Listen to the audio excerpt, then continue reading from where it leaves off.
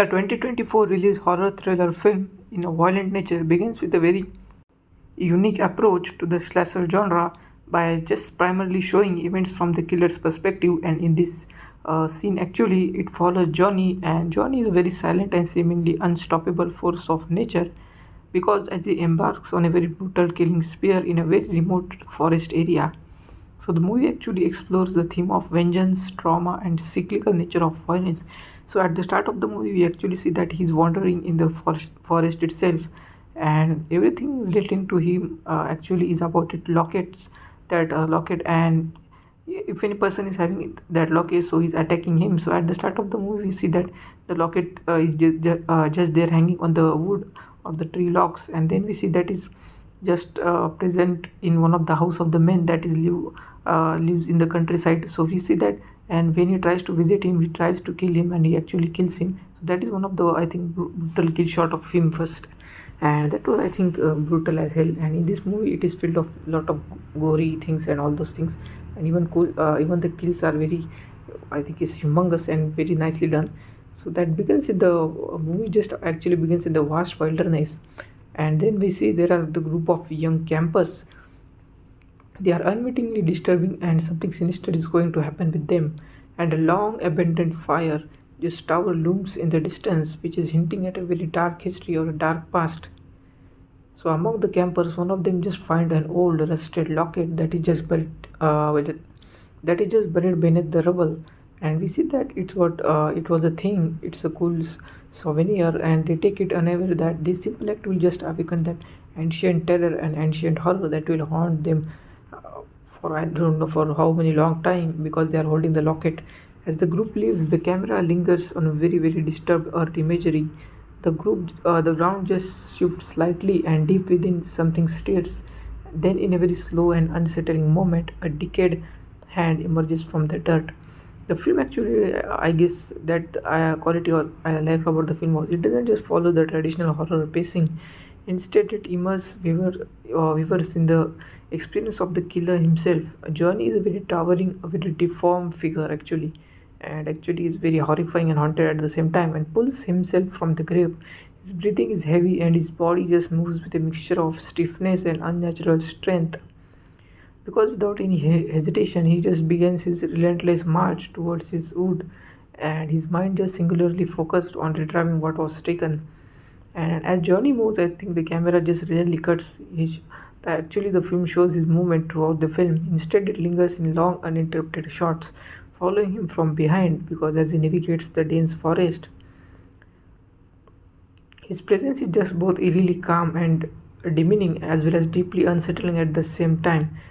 So, a lone camper, namely Kyle, just lingers behind to smoke a cigarette away from the group. As he leans against a tree, he just hears a rustling of leaves. The rustling of leaves, that unique sound just come there, and turning, he sees actually nothing at first sight, just the thick wood stretching into the darkness as far as the eye could just see. But then the camera shifts perspective, and we now see Johnny that is standing motionless just beyond the trees. He watches, he waits, and Kyle shrugs off the unease and and just continues smoking. And in one very brutal thing, almost mechanical movement, Johnny steps forward and drives a rusted metal hook through the Kyle's throat, and that imagery is very disturbing even to mention here. And Kyle struggles eyes wide in terror before Johnny twists the hook and rips it out, and letting his body crumple to the forest floor. Within the first victim claimed, Johnny just continues his march again. We see at the back at the campsite thing, the remaining just friends just laugh and drink and having fun with each other, and but they are unaware of their friend Kyle's fate or what has happened with him. It isn't until one of them, that is Amber, realizes that he has been gone too long, and that concern just sets in now in the atmosphere, because there was a long time gap between that he has not appeared with them because he was long gone, and they split up to search for him, unknowingly just sealing their dome.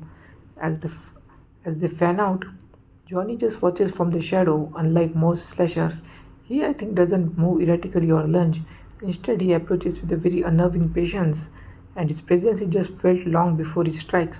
And one of the friends, just that is Danny, wanders to far from the main group, and he stumbles upon Kai's body, his throat torn open, eyes just staring lifelessly at the sky. So Danny barely has time to scream before Johnny grabs him from behind and just attacks him out of nowhere. But terrifying is Johnny just hosits him into the air and slams him against a tree, snapping his spine with an audible crack. Now, aware that something is terribly wrong, the remaining survivor makes a desperate run for safety. Unlike many slashers where victims make foolish choices, this character actually try to fight back, and so they show a kind of sense, using whatever they can just to slow down the journey. In one of the film's most intense sequences, Amber and her boyfriend Eric attempt to set a trap. They positioned a very sharp branches in the Johnny's path, hoping to impale him as he walks forward. But Johnny, as if he's sensing their plan, halts just short of the trap, and in a very chilling moment, he slowly tilts his head, acknowledging their attempt. Then, in an almost taunting gesture, he steps forward anyway, letting the branch pierce his shoulder, and unfazed, he just rips it out and continues his hunt, continues his terror among the people. The survivor just find after that a very old ranger's cabin and a potential safe haven for them. Inside, they barricade the doors, hoping to wait until morning. As they rifle through the abandoned space, they discover the old photographs and newspaper clippings pinned to the walls. The clipping just reveals a very tragic story that decades ago, a young boy named Jonathan, that is Johnny Cartwright, was bullied and tormented by the local town folks. And one day he was lured into the fire tower and pushed off, left to die alone. His mother, overcoming with grief, places a curse upon the land, ensuring that the Johnny would return if he ever just disturbed, and the locket was taken belonged to her, a relic binding his relentless spirit. As they piece together this kind of evidence and the horror of the Johnny's past, the survivor realizes that the only way to stop him is to return the locket, but before they can act, a deafening crash just shatters the silence that Johnny has arrived.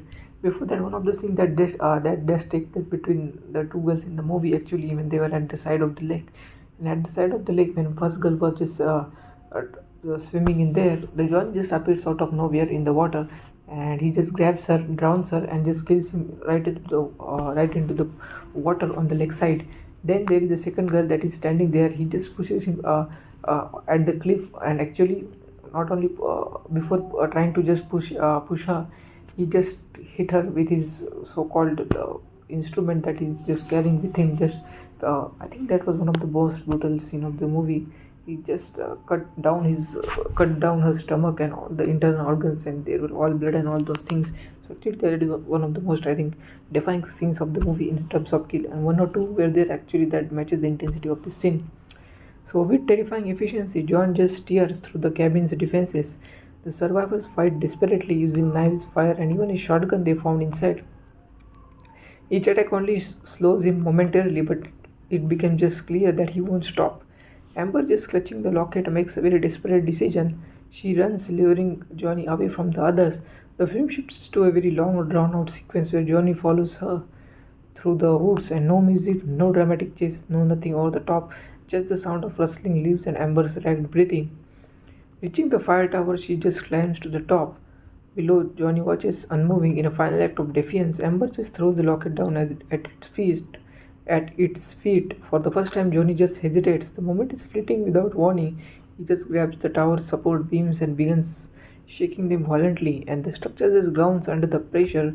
So the Amber just screams as the entire tower collapses, sending her plummeting to the ground. As we see the dawn breaks, the forest is just eerily silent, and Johnny stands over Amber's broken body, staring down at the locket in his hand. He slowly turns and walks back into the woods, disappearing into the morning mist. The final shot lingers on the collapsed fire tower, and a whisper of wind moves through the trees, carrying with it the faint echo of laughter. Children's laughter lost to time, and the credit rolls in. Silence, leaving the audience with a lingering sense of uneasiness. Actually, the protagonist female character in the movie is left behind because she is saved because she had just left the locket with the accessories she was carrying, and then she gets lift from a person that is traveling on that road. So she is saved. Actually, the film was very nice in violent nature. This film actually reinvents the slasher film by immersing the viewers in the perspective of the killer. Actually, very slow pacing and deliberate pacing and long. Actually, very unbroken shot because shots were taken very unbroken, and there were No interruption, long shots were mandatory for this kind of setup, and it creates an atmosphere of dread unlike any other. And Johnny isn't a mindless killer, he's an entity driven by a tragic past and a very unbreakable force of nature. And I don't think the movies, I think, not just a brutal slasher, but it also explore the very deeper themes and elevate it beyond the traditional horror. Because the film suggests that violence breeds violence. Actually, Johnny isn't just a mindless killer, but he's product of very past cruelty and the injustice. His resurrection is tied to the trauma, and he suffered as a child. Now, showing how unresolved sometimes violence can just resurface in a very unexpected way. And unlike many slashers where killers have personal vendettas, Johnny feels more like a natural disaster, an inevitable force that just moves with a quiet but relentless purpose. And the film's cinematography just follows Johnny's slow, methodical movement through the woods, making him feel like a very unstoppable and indestructible force of nature rather than a human villain. So I think this suggests that Johnny isn't just a character, but he represents something primal and inevitable, much like death itself. Throughout the movie, we see the characters are unknowingly awakened. Sometimes sometimes they don't understand, and they pay the price for their action they have done. The theme for the unintended consequences just plays heavily into the story. So the teenager just removes the locket without realizing its significance, setting off a chain of very deadly events that just cripples them. The actions, though seemingly innocent, carry weight, suggesting that history, trauma, and past sins always catch up at any point. And unlike traditional horror movies where the final girl or the hero fights back and wins, but in this film that is in a violent nature, it just strips away the illusion of control because the victims aren't special and their effort to resist feel almost remain meaningless. And Amber and Eric just try to set traps, fight back, and even shoot Johnny, but nothing truly stops them. The film suggests that horror is not always something that can be beaten or something it just simply survived or not.